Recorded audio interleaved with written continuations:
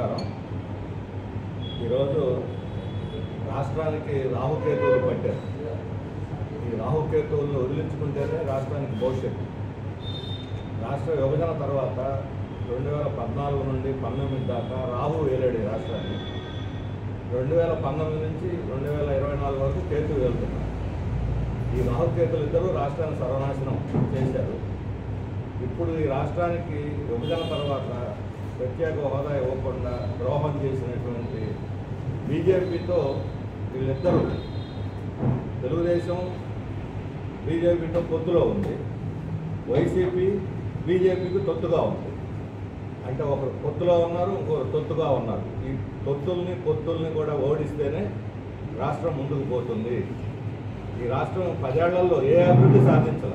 ఈరోజు పోటీలు పడి ఇప్పుడు తెలుగుదేశం వాళ్ళు ఇప్పుడు కొత్తగా ఎన్టీ రామారావు పార్టీ పెట్టినప్పుడు ఏదో ఎట్లయితే చెప్పుకున్నారు, ఇప్పుడు ఏదో కొత్తగా రాష్ట్రానికి వచ్చినట్టుగా, ఇప్పటి వరకు జరిగింది ఏమీ జరగనట్టుగా, వాళ్ళ దాంట్లో ఏ ఫెయిల్ లేదు, వాళ్ళు ఏదో నంగనాచి కబుర్లు చెబుతారు. 2014 రాష్ట్ర విభజన తర్వాత ఈ రాష్ట్రం వెనకబడిపోవడానికి మొదటి కారణం తెలుగుదేశం. రెండవ కారణం 2019 నుంచి 24 వరకు ఉన్న వైసీపీ. వాళ్ళు ఎరగబొడిచిందే లేదు, వీళ్ళు పొడి చేసిందే లేదు. ఈ 10 ఏళ్లలో పరిశ్రమలు రాలా. పరిశ్రమల పేరుతో భూములు మాత్రం తీసేసుకున్నారు. రైతుల నుంచి 2.5 లక్షల ఎకరాలు పచ్చటి పొలాలు ఈరోజు రైతుల నుంచి బలవంతంగా లాక్కొని అభివృద్ధి ప్రాజెక్టుల పేరుతో అప్పచెప్పారు. ఎవరికి అప్పచెప్పారు? ఇవన్నీ కూడా అవినీతి సామ్రాట్లకు అప్పచెప్పారు. ఈరోజు వీళ్ళిద్దరూ పోటీలు పడుతున్నారు. గత వారం రోజులుగా రాష్ట్రంలో జరుగుతున్న నాటకాలు చూస్తే వీళ్ళిద్దరూ నువ్వు దొంగంటే నువ్వు గజి దొంగంటే నువ్వు గజి దొంగంటే, నువ్వు బంది పొడి దొంగంటే నువ్వు బంది పొడి దొంగని వీళ్ళిద్దరూ తిట్టుకునే దాన్ని చూస్తే అసలు రంగు బయటపడుతుంది. ఇద్దరు రంగులు బయటపడతాయి. ఎలక్ట్రల్ బాండ్స్ తెలుగుదేశం వాళ్ళు ఏం చెప్పారు మొన్నటిదాకా, విద్యుత్ మొత్తాన్ని కాంట్రాక్ట్ తీసుకొని ఎలక్ట్రికల్ షిరిడీ సాయి వాళ్ళు ఈ రాష్ట్రాన్ని దోచేయడానికి జగన్ వాళ్ళకి తోడ్పడ్డాడు. జగన్ వాళ్ళు కలిసి కుమ్మక్కై రాష్ట్రాన్ని దోచేశారంట. ఇప్పుడు 40 కోట్లు ఎలక్ట్రల్ బాండ్ తెలుగుదేశానికి ఇచ్చారు షిరిడీ సాయి వాళ్ళు. వాళ్ళు ఎందుకు ఇచ్చారు, వీళ్ళు ఎందుకు తీసుకున్నారు అంటే షిరిడీ సాయితో రాజీ పడటానిక, ఫిట్ పొరకోన రేపు అధికారంలోకి వస్తే వాళ్ళకి మళ్ళీ కాంట్రాక్ట్ కొనసాగించడానిక, వాళ్ళు ఎందుకు ఇచ్చారు, మీరు ఎందుకు తీసుకున్నారు? ఈరోజు రాష్ట్రంలో శరత్చంద్రారెడ్డి, అరవిందో వాళ్ళు ఈ ఢిల్లీ లెక్కర్ స్కామ్లో ఉన్నారు. మాగుంట శ్రీనివాసరెడ్డి కొడుకున్నాడు. ఆయన నిన్న మొన్న ఆ మాగుంట శ్రీనివాస కొడుకుని రాఘవరెడ్డిని తెలుగుదేశంలో ఎంపీ క్యాండిడేట్ ప్రకటించారు. అంతకుముందు దాకా వైసీపీ వాళ్ళు. ఇప్పుడు ఈ లెక్కర్ స్కామ్ బయటకు వచ్చి మళ్ళీ ఏమైనా అడగచుట్టుకుంటుందేమో ఇప్పుడు ఆయన మార్చి మళ్ళీ తండ్రిని మాగుంట శ్రీనివాసరెడ్డిని మళ్ళీ ఎంపీ క్యాండిడేట్ అంటున్నారు. ఆ శరత్చంద్రారెడ్డి అప్రూవర్గా మారి బీజేపీకి 55 కోట్లు ఎలక్ట్రల్ బాండ్స్ ఇచ్చారు. ఏం జరుగుతుంది దేశంలో? అవినీతి పరుల దగ్గర డబ్బులు తీసుకోవటం, వాళ్ళతో రాజీ పడటం, వాళ్ళ కొమ్ము కాయటం. బీజేపీ చేసే పని అది, టీడీపీ చేస్తున్న పని అది, వైసీపీ చేస్తున్న పని అది. వీళ్ళు రంగనాచి కబుర్లు చెప్పి పతివతల్లాగా అంతా పరిశుద్ధులు అయినట్టుగా బయటకు పోజులు ఇస్తూ ఉన్నారు. ఎవరు వాళ్ళు పోటీలు కూడా పరిశుద్ధులు. దానికి సర్టిఫికేట్లు ఇప్పించుకుంటారు. ఐఎస్ఎస్ సర్టిఫికేట్ లాగా వాళ్ళ పరిశుద్ధ దీనికి సర్టిఫికేట్లు కూడా మరలా వాళ్ళ చేత ఏళ్ళ చేత కొంతమంది మేధావుల చేత ఈ రకమైనటువంటి పనికి మాలిన ఈ పార్టీలను వదిలించుకోకపోతే రాష్ట్రానికి భవిష్యత్తు అనేది లేదు. డ్రగ్స్ వస్తుంది. 50,000 కోట్ల విలువైన కొకేయిన్ డ్రై ఈస్ట్ పేరుతోటి బ్రెజిల్ నుంచి మన రాష్ట్రానికి విశాఖ రేవు ద్వారా వచ్చింది. ఎవరిది? ఇది వైసీపీ అని తెలుగుదేశం వాళ్ళు అంటారు, తెలుగుదేశం అని వైసీపీ అంటారు.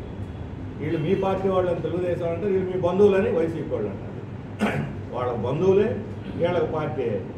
కాబట్టి ఇద్దరూ కలిసి ఈరోజు ఇటువంటి డ్రగ్ మాఫియాలని రాష్ట్రాన్ని పెంచి పోషిస్తూ ఉన్నారు. 1,000 కోట్ల రూపాయల మాఫియా ఈ డ్రగ్ వచ్చి రాష్ట్రంలో పడితే ఈరోజు యూత్ పరిస్థితి ఏంటి? ఇలా మత్తులో ముంచి యూత్ని పనికిరాని తరం కింద మార్చేసి ఎవరు అంటే ఒక మొత్తం యువతరాన్ని మరణశయం మీద కూర్చోబెట్టడానికి డ్రగ్స్ వ్యాపారం చేస్తున్నారు. పోలీసులకు తెలియదా, అధికారులకు తెలియదా, రాజకీయ పార్టీ నాయకులకు తెలియదా? ఇక్కడ ఈ జిల్లాలో పక్కనే ఉన్నటువంటి పోలవరం, ఏలూరు రంపచోడవరం ఆ జిల్లాలో అక్కడ మొత్తం డ్రగ్ మాఫియా అంతా వైసీపీ నాయకుల చేతిలో. అనంతబాబు ఎమ్మెల్సీ వైసీపీకి, ఆయన ఒక దళిత డ్రైవర్ని మర్డర్ చేసి తెచ్చి అది ముందు పడేసి డోల్లేరు చేసిన ఆయన ఈ వైసీపీలో మహానాయకుడు, ఆయన బాస్ అట అక్కడ. ఇలాంటి వాళ్ళు అల్లూరు సీతారామరాజు జిల్లాలో పాడారు. ఆ ప్రాంతాల్లోకి వెళ్తే తెలుగుదేశం నాయకులు డ్రగ్ చేసేవాళ్ళే, గంజాయి చేసేవాళ్ళే, వైసీపీలు గంజాయి చేసేవాళ్ళు. వీళ్ళు ఒకళ్ళ మీద ఎవరు అధికారులు ఉంటే వాళ్ళు సాగు చేసుకుంటారు. అంటే ఇప్పుడు వాళ్ళ పోటీ దేని మీద అంటే రాష్ట్రాన్ని ఎట్లా దోచుకోవాలి, ఎట్లా దిగమింగాలి. ఇప్పుడు దాకా వైసీపీ వాళ్ళు దోచుకున్నారు, మళ్ళీ ఇప్పుడు నాకు అవకాశం లేదని మళ్ళీ వీళ్ళు ఎవరు రేపు అధికారంలోకి వస్తారనుకుంటే ఆ పార్టీలో జంపింగ్స్. అసలు ఇప్పుడు నీతి నిజాయితీ ఈ పార్టీలకు ఏమైనా ఉందని అడుగుతున్నాను. బాపట్ల తెలుగుదేశం అభ్యర్థి ఎవరు? ఆయన నిన్నటిదాకా తెలంగాణలో బీజేపీ నాయకుడు, ఇప్పుడు చేసుకొని తెలుగుదేశం తరఫున ఇక్కడ ఎంపీ అభ్యర్థి. ఇక్కడ మీ జిల్లా రఘురామకృష్ణరాజు గారు, ఇక ఆయన టీవీలో తెల్లారులేస్తే ఆయన మొఖం అందరూ చూస్తూ ఉండాలి అన్ని టీవీల్లో.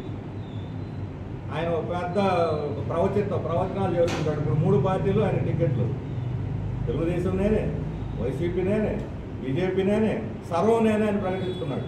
తన అభ్యర్థిగా కూడా ప్రకటించేస్తున్నాడు. ఇప్పుడు చెత్తపుట్లో కొట్టేశారు.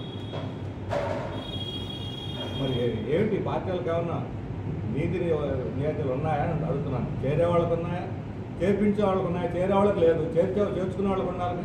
చెప్పే కబుర్లు ఏంటి, చేస్తున్న పనులు ఏంటి? ఇలాంటి వాళ్ళకి జనం